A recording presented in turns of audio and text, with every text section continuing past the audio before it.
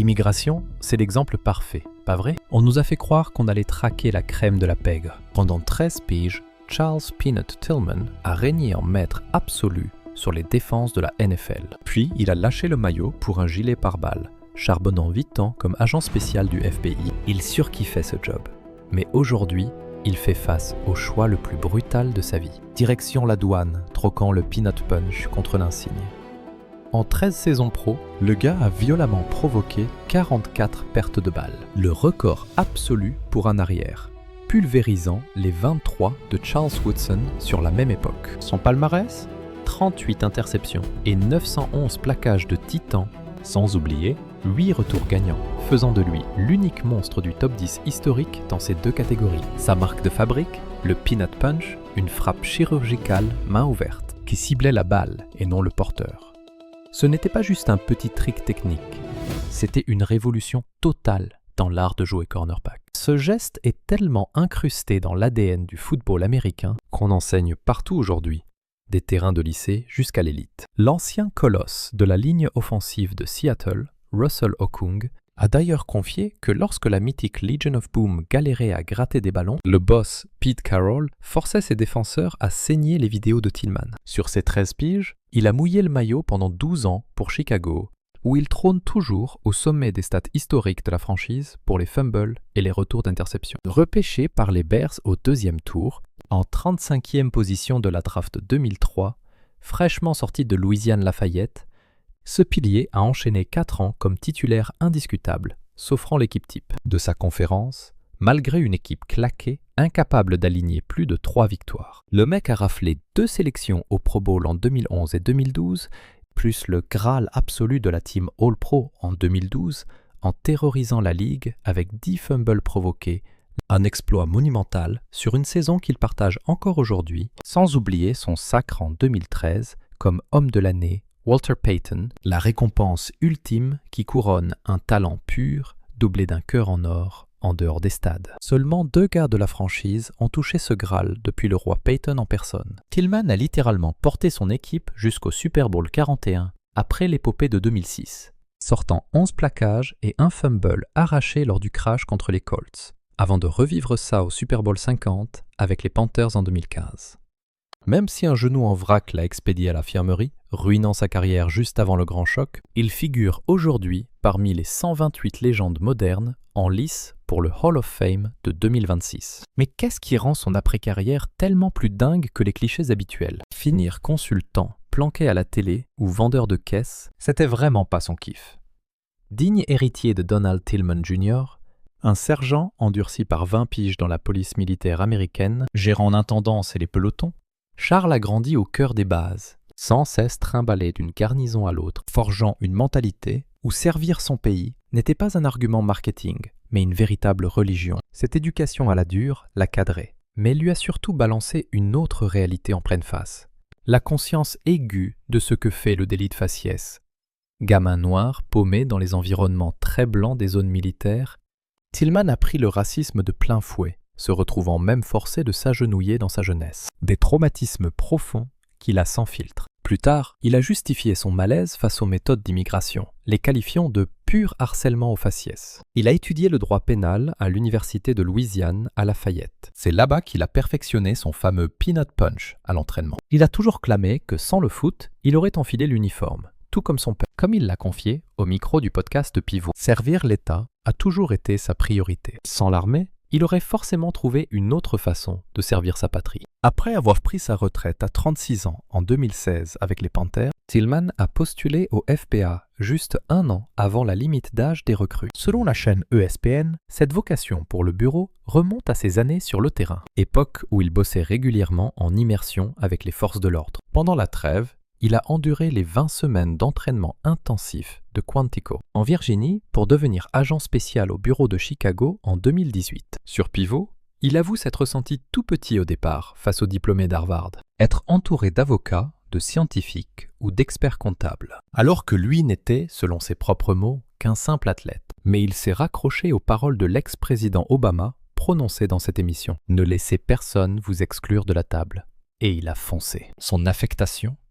Une unité d'élite luttant contre les cartels de la drogue, traite humaine, braquage, meurtre, crime organisé et racket. Lors de sa dernière année, il est devenu formateur en tir et stratégie tactique, préparant les troupes au tir et au combat rapproché. Toujours équipé d'un fusil AR-15 et d'un pistolet 9 mm, toujours dans cette émission, il a détaillé la face cachée du travail fédéral, ces opérations invisibles du grand public. À quoi ressemble réellement le quotidien frénétique d'un agent du FBI sur le terrain? Comment l'agence sauve-t-elle des vies dans l'anonymat sans la moindre reconnaissance de la nation? Les attentats terroristes.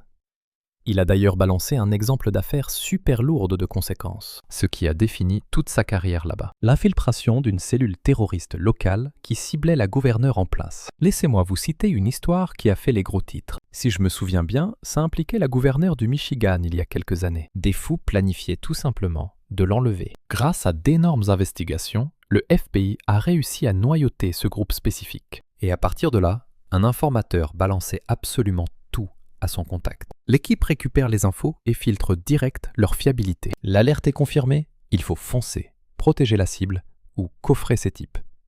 Avant l'enlèvement inévitable de la gouverneure, Tillman décrivait son poste au FBI comme une vocation spirituelle, bien au-delà d'un simple job. Il appliquait à la lettre fidélité, bravoure, intégrité. Avec la même exigence inflexible qu'il s'imposait autrefois sur le gazon, mais au-delà des missions sous haute tension, il soulignait ses gestes d'humanité totale, souvent ignorés par les médias, comme laisser un prévenu embrasser ses gosses avant l'embarquement, ou faire un crochet au McDo en route. Il a d'ailleurs géré la fusillade de la parade du 4 juillet 2022. Débarquant en trombe avec son équipement tactique pour repérer le tireur, il qualifiera plus tard cette journée d'un véritable crève-cœur. Il a directement contribué à libérer une femme des réseaux de prostitution. Une fois, il a même perquisitionné la planque du rappeur Lil Reese. Et lorsque l'artiste l'a cramé en pleine descente, l'agent est resté de marbre. Il en rigolait d'ailleurs. Quand les cibles grillaient l'ancienne star du ballon ovale, il leur balançait cash qu'ils avaient d'autres chats à fouetter que de croiser un sportif. C'était ça, l'agence qui le faisait vibrer. Celle où les tracks exigeaient des mois d'investigation pointue, où les flics faisaient toujours preuve d'humanité, même en pleine arrestation musclée, et où la fameuse devise de loyauté, courage et droiture n'était pas un simple slogan, mais un véritable ADN gravé en eux. C'est pour cette vision exacte du métier qu'il s'était engagé, une mission qu'il défendait avec la même rage de vaincre qu'à l'époque où il foulait les pelouses. Puis janvier 2025 a débarqué, apportant dans ses bagages de nouvelles directives gouvernementales, obligeant notre homme à trancher entre un parcours professionnel bâti pendant 8 longues années et les valeurs morales qui le guidaient depuis toujours. Ma conscience refusait de cautionner un tel dérapage. Le 20 janvier 2025, Donald Trump reprenait les rênes pour un second mandat. La machine répressive s'est mise en marche quasi instantanément. Très vite, les fédéraux ont lancé des rafles massives dans les métropoles refuges, frappant Chicago en priorité. Les rapports évoquaient qu'entre 100 et 200 agents de l'immigration avaient quadrillé la ville, pour un coup de filet monumental amorcé dès le 21 janvier. Le nouveau shérif des frontières, Tom Homan, un ancien flic de 64 ans et ex-douanier ayant déjà tenu les rênes de l'agence par intérim lors du premier round présidentiel, devait désormais chapeauter l'intégralité des reconduites à la frontière, couvrant les accès maritimes, terrestres et aériens pour un chèque de 195 200 $ annuels. En décembre 2024, il était venu en personne pressuriser les élus locaux, promettant carrément de passer à l'offensive dans ces territoires protégés. Fin janvier, plusieurs grosses cylindrées comme le Bureau fédéral, les STUP, l'ATF, les gardes frontières et les marshals devaient prêter main forte pour ces prétendues frappes chirurgicales. Homan s'est affiché avec la star télé Dr Phil McGraw lors d'une perquisition choc, transformant ce que l'administration vendait comme du maintien de l'ordre en un vaste cirque médiatique aux yeux des témoins sur place. Pour notre agent, c'était la goutte d'eau. Dans un article du 29 janvier 2026 par Dan Pompei chez The Athletic, il raconte la stupéfaction des équipes locales en apprenant que ce duo lunaire allait s'incruster dans leur descente anti-clandestin avec la brigade d'intervention. La consigne était limpide. Tout le monde devait faire bloc, boucler le périmètre et coffrer à tour de bras. Sauf que la réalité du bitume n'avait strictement rien à voir avec les belles promesses. On leur avait vendu une traque des pires caïds, des gangs et des menaces terroristes. Dans les faits, ils devaient alpaguer tout ce qui bougeait, même des ouvriers du bâtiment, juste pour exploser les quotas. Dans sa tête, c'était limpide. Le vrai boulot exige des mois d'infiltration minutieuse, pas une vulgaire rafle express pour nettoyer un quartier. Il a tout déballé sans filtre lors de son passage dans le podcast Pivot. Et honnêtement, ça me posait un vrai cas de conscience. Mon éthique personnelle ne pouvait tout simplement pas cautionner ça. Tillman a admis d'emblée que l'Amérique fait face à une vraie crise migratoire. Le fond du problème n'a jamais été là pour lui. Ce qui bloquait vraiment, c'était ce fossé immense entre les grands discours et le terrain. Un décalage flagrant que des enquêtes indépendantes ont largement prouvé par la suite. En août 2025, Politico a révélé que la justice américaine tentait d'étouffer une déclaration, celle du chef de cabinet adjoint Stephen Miller, qui visait 3000 arrestations quotidiennes sous cette administration. Que cet objectif ait été officialisé ou non, les ravages sur le terrain étaient bien réels. Une étude publiée en janvier 2026 par le Deportation Data Project l'a confirmé. Les interpellations d'individus sans aucun casier judiciaire ont été multipliées par 7, et ce, rien que sur les 9 premiers mois du second mandat de Trump. Pendant ce temps, plus de 20% des agents fédéraux abandonnaient leur mission de base pour traquer des migrants. Les anciens collègues de Tillman ont subi ce remaniement de plein fouet. Des flics engagés pour traquer les terroristes, démanteler les mafias et contrer les pirates informatiques se retrouvaient soudainement transformés en simples bras armés de la répression migratoire. Tillman a bien insisté. Ces directives ne venaient en aucun cas des bureaux de Chicago. Elles tombaient directement de Washington. Et son refus d'y obéir a été catégorique, au lieu de prendre part à une énième descente de police. Il a préféré aller voir jouer Tessa, sa fille de 13 ans, au basket. Il raconte avoir écouté son instinct, loin des grands discours sur le devoir. Oublier la carrière, seul l'héritage laissé à ses gosses comptait. Pas l'image d'un joueur pro, ni celle d'un agent spécial du gouvernement, mais celle d'un père qui a snobé le fourgon d'intervention pour les gradins, guidé par ses principes. Il a claqué la porte du bureau dans la foulée, à 44 ans et après 8 piges de service. Et, contrairement à la plupart de ses collègues tout aussi dégoûtés que lui, son passé en NFL lui assurait un matelas financier pour tout lâcher sans mettre sa famille en danger. Il a toujours assumé ce luxe avec une totale transparence. Conscient que la majorité des agents n'avaient pas cette liberté d'action, non pas par adhésion aux ordres, mais par pure nécessité financière pour survivre. Cet aveu sur leur profond dégoût mettait en lumière une vérité dépassant de loin sa propre démission. Cela laissait entrevoir une agence fédérale en train de s'autodétruire de l'intérieur. Des flics censés faire régner la justice se retrouvaient forcés d'appliquer une politique qu'ils jugeaient ignoble. Tillman a également vidé son sac sur un ras-le-bol bien plus profond, celui visant directement la gestion du patron du FBI, Kash Patel. Ce poulain de Trump est devenu le premier directeur propulsé à la tête de l'agence sans aucune expérience de terrain. Tillman n'y est pas allé par 4 chemins. Un paquet d'agents au sein du bureau détestent la direction que prend Patel, mais sont coincés là-bas, contrairement à lui. Le style de ce directeur a d'ailleurs été parfaitement mis en lumière lors d'une commission parlementaire. Des images marquantes reprises par la chaîne TYT Sports dans leur reportage sur Tillman. On y voit une élue pulvériser littéralement le CV de Patel en direct. L'interrogatoire est ensuite monté d'un cran, le poussant dans ses retranchements concernant la gestion désastreuse du dossier Epstein par ses services. Une attaque cinglante qui résume le chaos institutionnel que Tillman a eu le courage de fuir. L'animateur de TYT Sports a fait le lien direct. Les esquives de Patel ont chassé Tillman. Impossible selon lui de séparer ces deux événements. Son lourd héritage et la tempête qui a suivi. Son départ choc début 2025 n'était que le prologue. Dès septembre, Chicago devenait l'épicentre de la traque migratoire fédérale la plus brutale de son histoire récente. Le 8 septembre 2025, la sécurité intérieure a lâché la bombe. L'opération Midway Blitz était lancée. Une rafle massive de la police aux frontières nommée en hommage à Katie Abraham, cette jeune femme fauchée peu avant par un clandestin ivre à Urbana, dans l'Illinois. L'objectif officiel ? Éliminer les pires criminels imaginables. Les mafieux du cartel vénézuélien Tren de Aragua et les auteurs de crimes ultra-violents, agressions, rapts, narcotrafic, maltraitance infantile, ou encore meurtre. Le tout en accusant ouvertement les lois sanctuaires de J.B. Pritzker, le gouverneur de l'Illinois, d'avoir transformé l'État en véritable aimant à criminels. En réalité, le coup de filet avait commencé dès le 6 septembre. 2 jours avant l'annonce officielle, des escadrons mixtes quadrillaient déjà la banlieue et les rues de Chicago. L'ampleur de la rafle était hallucinante. Début octobre 2025, l'État recensait déjà plus de 1000 arrestations, un bilan qui dépassera les 3300 captifs à la fin de l'automne selon la sécurité intérieure. Sauf que les enquêtes indépendantes ont brossé un portrait bien différent des personnes ciblées. Le Marshall Project a passé au crible près de 1600 interpellations au total. Résultat, 78% des prisonniers ne présentaient qu'un danger minime pour la société. Pire encore, dans certains groupes, 97% des détenus avaient un casier totalement vierge. Sur une vague de plus de 600 personnes raflées, à peine 16 avaient des antécédents judiciaires. Les captifs ont été éparpillés dans plus de 13 États, entassés dans des prisons locales, des centres privés ou des bases militaires.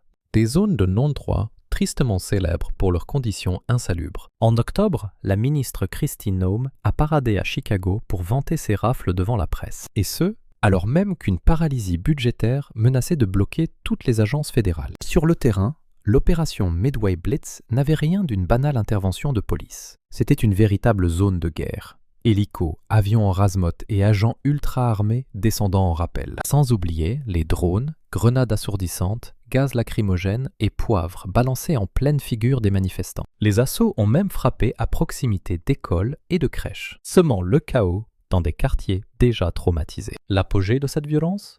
La fameuse descente nocturne du 30 septembre 2025. Ciblée sur une immense tour résidentielle au 7500 South Shore Drive, près de 300 fédéraux ont pris d'assaut l'immeuble, avec l'accord total du propriétaire. L'excuse de la sécurité intérieure ? Leurs indices affirmaient que les mafieux du Tren de Aragua s'y terraient. Pourtant, la justice n'a retenu quasiment que des infractions migratoires, oubliant vite les fameux cartels. Environ 37 personnes, en grande majorité des exilés vénézuéliens, ont été embarqués. Les voisins ont vu, horrifiés, des familles entières et des gosses attachés avec des colliers de serrage. Au final, ce coup de force n'a provoqué presque aucune condamnation sérieuse. Mais les dégâts collatéraux ont largement dépassé les simples interpellations abusives. Le 12 septembre, un banal contrôle routier lié à ces purges s'est soldé par une fusillade mortelle. Et dans un tout autre drame, une citoyenne américaine a encaissé 5 balles tirées par les fédéraux, avant d'être totalement blanchie des accusations. Des civils américains et des agents municipaux ont fini menottés. L'ACLUA intentait un procès fédéral pour défendre 22 individus, dont un Américain, raflé début 2025. Ils dénonçaient des arrestations abusives sans mandat, bafouant un accord juridique de 2022. Les images volées de ces accrochages traduisait un climat qui justifiait ce profond malaise ressenti par Tillman. Le reportage TYT Sport a révélé des altercations civiles fédéraux illustrant la brutalité banalisée de ces rafles. L'opération Midway Blitz a provoqué un véritable séisme citoyen. Des milliers de manifestants ont envahi le Loop de Chicago en hurlant aux fédéraux de dégager. Devant le centre de détention de Broadview, la foule affrontait les gaz lacrymogènes, les billes de poivre et les bombes fumigènes. La riposte citoyenne fut instantanée. Des coups de sifflet prévenaient les voisins de descente imminente. Ils ont affrété des bus scolaires magiques pour évacuer les gosses. Ils distribuaient des milliers de sifflets lors de rassemblements monstres, montant des patrouilles à vélo pour traquer lycéeux. Les quartiers à forte densité immigrée, comme Little Village, ont subi commerce clos, messées interrompues et un crash économique alimenté par la psychose. Le gouverneur Pritzker, le maire Brandon Johnson et le procureur Raoul ont attaqué l'administration Trump. Ils dénonçaient des violations de souveraineté, des procédures bafouées et une répression démesurée. Chicago s'est proclamée zone interdite à l'ICE sur tous ses sites.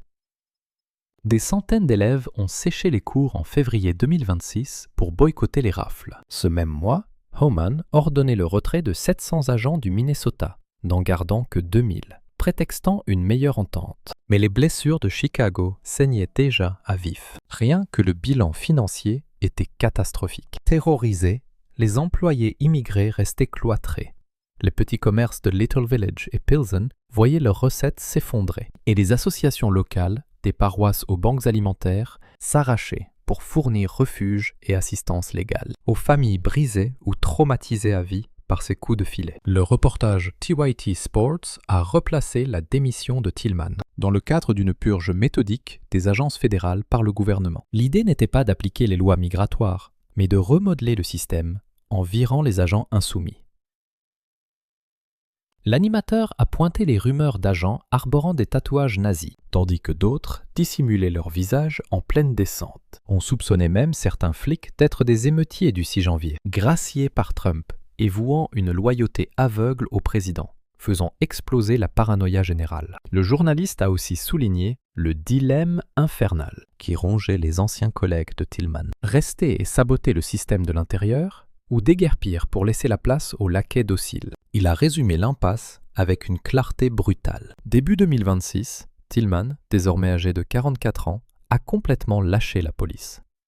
Il élève ses 4 gosses, Tiana, Taylor, Tyson et Tessa, tout en se consacrant à sa fondation qui épaule les enfants gravement malades, inspirée par la grève de cœur de Tiana en 2008. Il co-anime le podcast NFL Players Second Act aux côtés de l'ancien safety du Pro Bowl Roman Harper pour le compte de NFL Media et iHeartMedia, sans oublier l'émission Bear Stand sur Marquee Sports Network. Il songe sérieusement à passer un doctorat en histoire et se mesure aux intenses épreuves sportives IROX. Il assure avoir tourné la page en excellents termes avec ses collègues et amis de l'agence, sans garder la moindre rancœur ni la plus petite pointe d'amertume. Il n'a jamais perçu cette sortie comme un échec. C'était tout bonnement la seule voie possible pour un type qui prenait la devise du FBI bien plus à cœur que ses propres dirigeants actuels. La fidélité, non pas aveugle envers un gouvernement, mais bien envers la population qu'il avait fait le serment de protéger. La bravoure, pas celle qui sert à défoncer des portes, mais celle de tourner le dos à celles qui mènent à l'injustice. L'intégrité, cette flamme qui s'éteint à l'instant où celui qui arbore l'insigne ne croit plus aux valeurs qu'il incarne. Pendant 13 ans, il a violemment arraché des ballons sur les terrains. À sa 8e année, il s'est arraché du FBI. Et dans les 2 cas, la mécanique est restée la même. Chirurgicale, totalement assumée et redoutablement efficace. Merci de nous avoir suivis. N'hésitez pas à checker les autres fiches sur le point